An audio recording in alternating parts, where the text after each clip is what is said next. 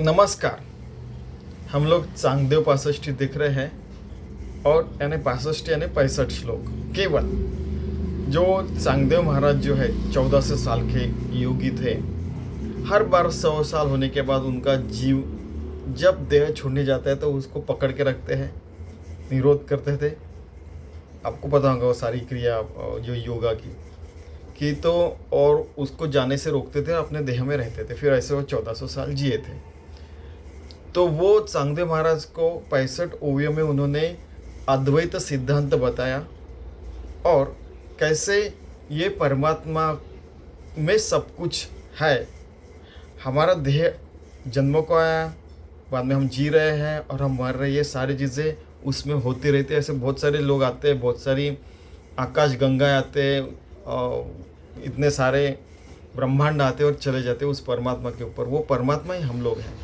ये ज्ञानेश्वर महाराज चांगदेव महाराज को समझा के बता रहे हैं। उनकी जो देह बुद्धि थोड़ी सी जो बची थी उसको भी निकाल के फेंकने का उन्होंने प्रयास किया है।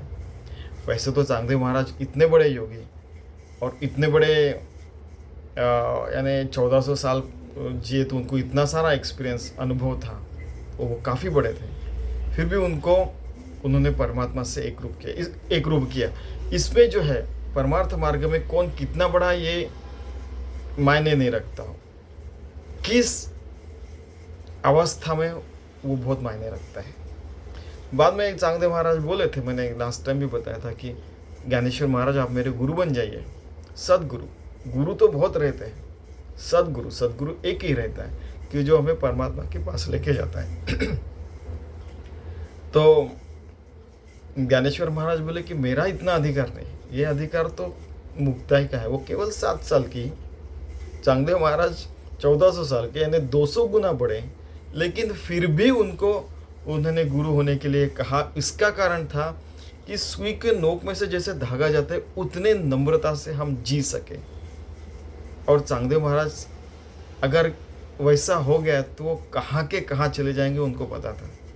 पहले ही 1400 साल का अनुभव, इतने सारे शास्त्र पढ़े होंगे, इतना सारा अनुभव लिया होगा, बस इतना सा अनुभव आ गया परमात्मा से। इतना सा नहीं, बहुत बड़ा है वो।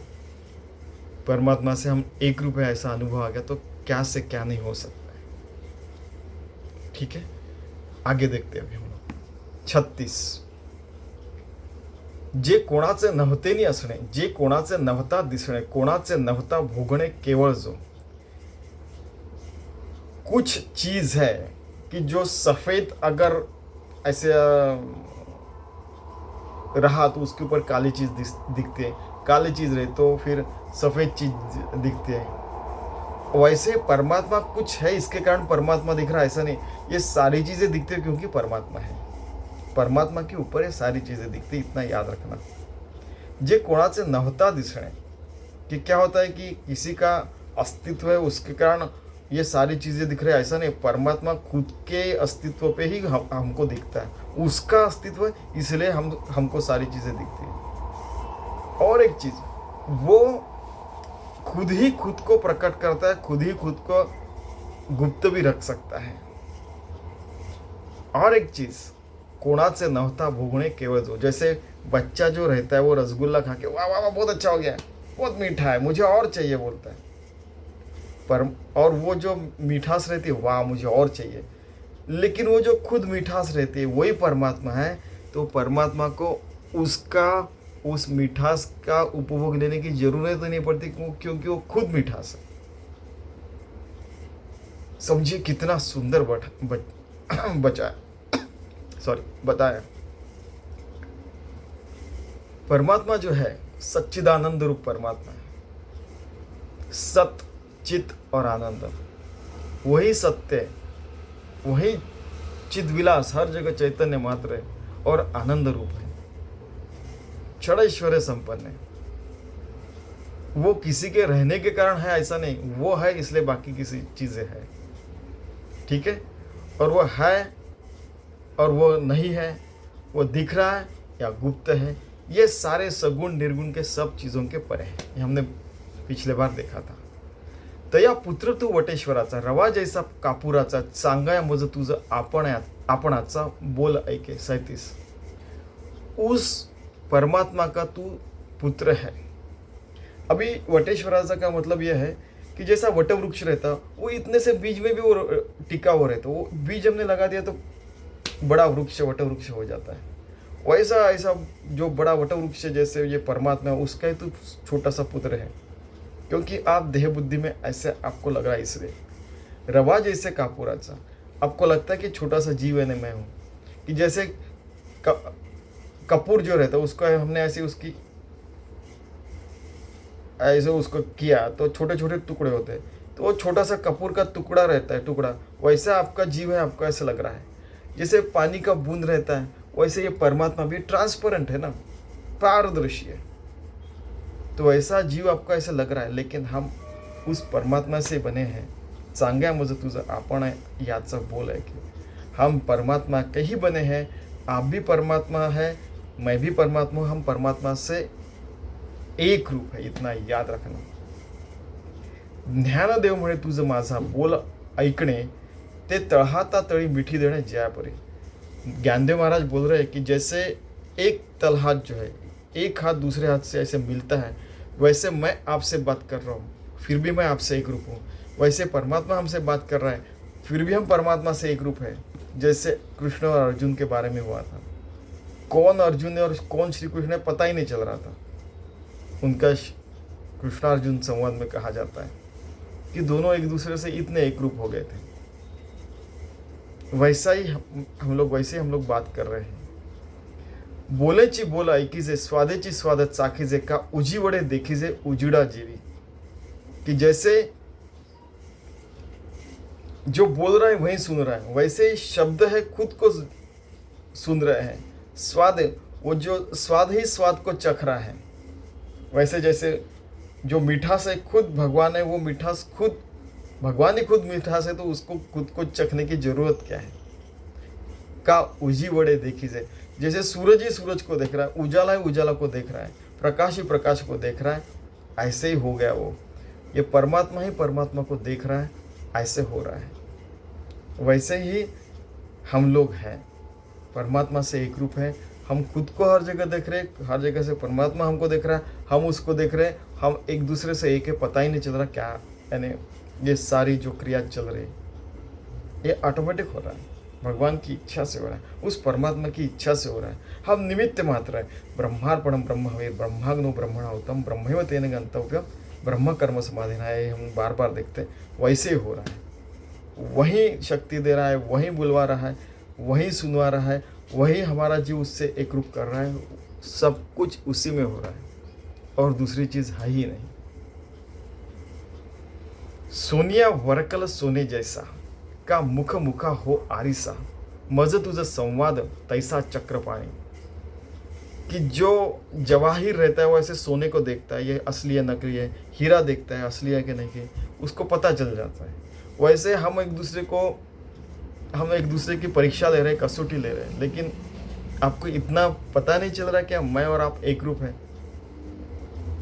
मुख हेच आरसा म्हणून, यानी मुख हो आरिसा, मुख जो है हम लोग आरिसा यानी ऐनक में देखते हैं, वैसे मैं आपको मेरे में देख रहा हूँ और मैं आप मुझे आपके अंदर देख रहे हैं। हम एक दूसरे के प्रति परमात्मा स्वरूप एक रूप है।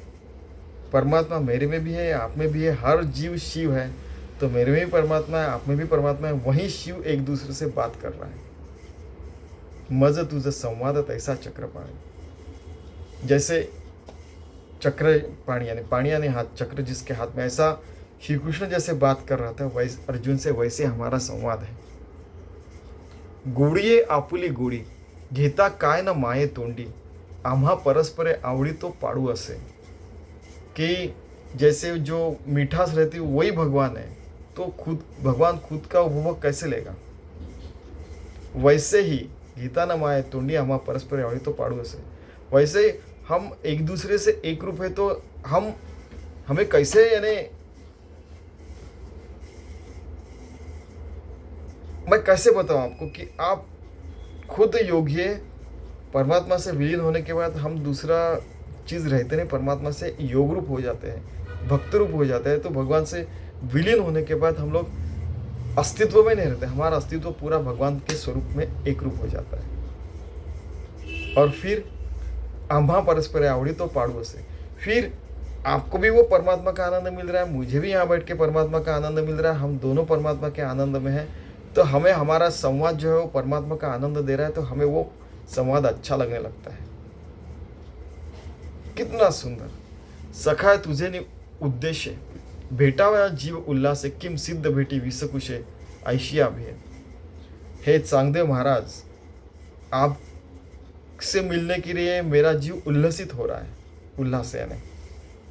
और आप जैसे सिद्ध पुरुष से मिलने के बाद मैं क्या बोलूं कि मुझे ऐसा लग रहा है कि आपको देखने के बाद मैं आनंद स्वरूप सच्चिदानंद रूप परमात्मा में विलीन हो जाऊंगा।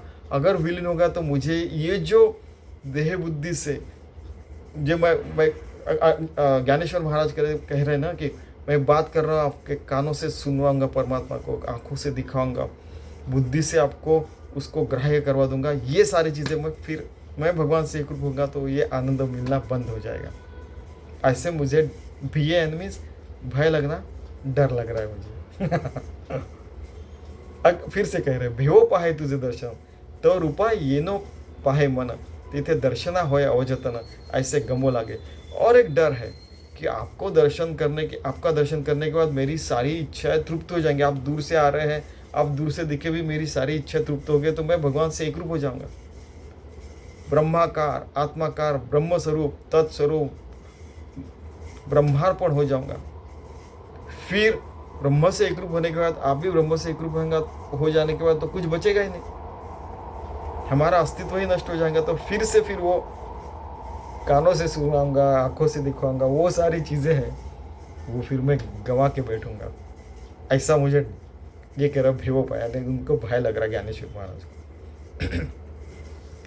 काही करी बोले कल्पी, का न करी न बोले न कल्पी, ये दोन्ही तुझ्या स्वरूपी न घेती उमसू। हे चांगदेव महाराज, कुछ कृति किया या कुछ कल्पना की, कुछ बोला, कृति किया तो उसका कुछ किया तो हमें दिखता है, कल्पना की तो हमारे मन में सारे कल्पना हम लोग शब्द में विस्तारित करके बता सकते हैं, और कुछ बोला तो नेचुरली सुनने को आता है।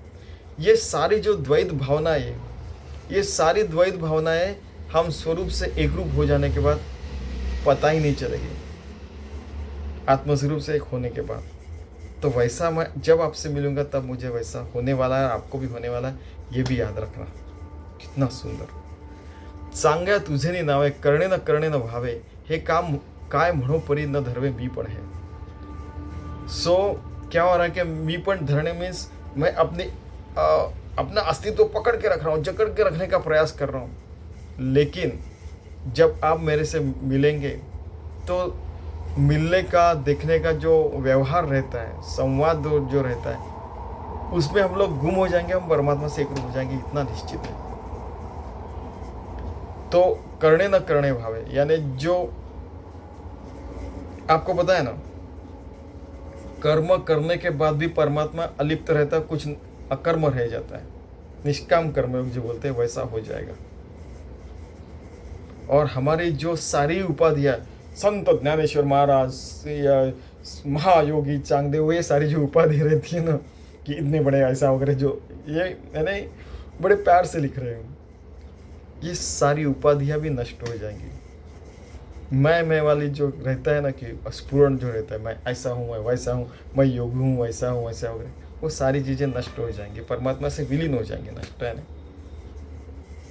और फिर एकदम स्वरूप संवाद हो जाएगा, सोहम भाव में हम लोग एक रूप हो जाएंगे, हम परमात्मा से एक रूप हो जाएंगे, हम लोग असली योगी बनेंगे, असली भक्त बनेंगे। और फिर हर जगह सच्चिदानंद परमात्मा देखेगा, हम उस आनंद में विलीन हो जाएंगे। फिर इस देह बुद्धि भी रहे तो इस देह भाव से हर कर्म में, हर हृदय की धड़कन से, हर पलकों की उगट झाप से, हर सांस में, हर विचार में, हर नाड़ी के ठोके में परमात्मा स्वरूप ही देखेगा, परमात्मा हमसे काम भी करवा लेगा 24/7। हम इतनी सुंदर जिंदगी जीते हैं तो कितना सुंदर हो जाएगा ये विश्व।